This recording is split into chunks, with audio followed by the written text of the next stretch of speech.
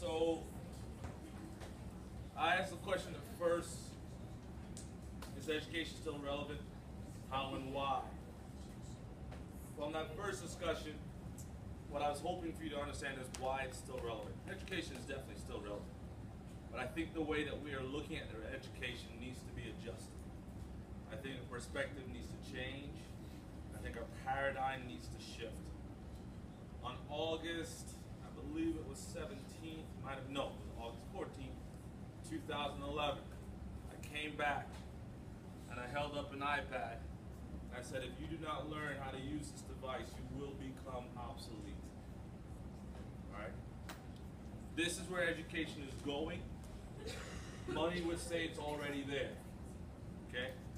Our goal is to help this device move from being a consumable device or a consumer device, and that students are just getting information from it, to actually being a creation device where they're using it to create and demonstrate what they're learning from this, from what you are working with them to facilitate their knowledge acquisition. I really want you to try and shift your mindset about what you think the word teacher means. It is different. It is not what you used to do when you, or what you used to experience when you were in school. If you don't know something right now, what do? You call up in a ball and cry. Some of us choose to do that. Other people will do what? You'll ask a question, you'll look it up. And then you'll click on images. If you're looking for a picture of it, you'll go ahead and click on some of the links to find out what it actually is. You'll click on a video and watch the video. Now, the person who's teaching you what this is, are they a trained expert in that? Usually, they're not. Sometimes it's a little 12-year-old kid who took his phone apart because he wanted it to work. Other times, it's a housewife who said, you know what, I wanted to try and cook this, so I tried to figure it out, and this is what I did. Everyone loved it, so I recorded myself doing it again. Very few times it is in any form of a certified degree, world-renowned presenter teaching you something via the internet. But all of us are choosing to learn that way. But for some reason, we feel that everything else in life we can learn through the internet, but everything that is inside a book, we must always learn through this method. That's asinine. That's ridiculous. And our kids are starting to say, I don't want to do it. We must learn to adjust to what we need to do so that students continue to see learning as relevant and that they're actually acquiring knowledge when we're doing this. But we don't just want the acquisition of knowledge, because everyone can do that by looking this up on the internet. We want them to get to the point of how do they apply it. What does it take to reimagine learning? Should it be games all day?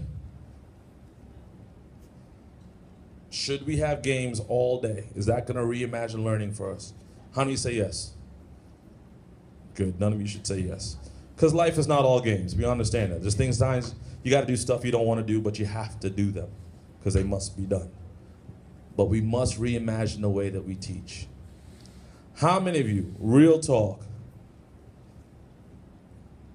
because this was reality when I came back in with that iPad back in August of 2011, how many of you are scared that the kids will know more than you? Be honest. How many of you are afraid? Some of you are already afraid they know more than you. All right, so here it is. Can they know more about this device and about a subject matter than you? Yes, Ms. Susan.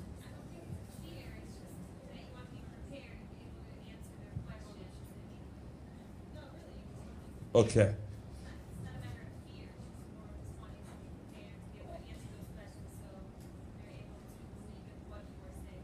So how many resonate with that? It's not so much a fear as much as I want to be prepared to be able to answer their questions. Okay. How many of you have had a student ask a question that you have absolutely no idea how to answer? You've never heard that question before? You're like, wow, you know what? That's a good question. How many of you respond with, I don't know? All of your hands should go up. It's okay to say those words together. In fact, all of us, let's say it together right now. I don't know. And how I would end that sentence, I don't know, but I'll find out. In fact, let's find out together. You do some research, I'll do some research. We'll talk about our answers tomorrow. Yes, ma'am. Okay, but here it is. I'll find out is great, but there's nothing like saying, I'm in this with you. I don't know, but I'm going to find out.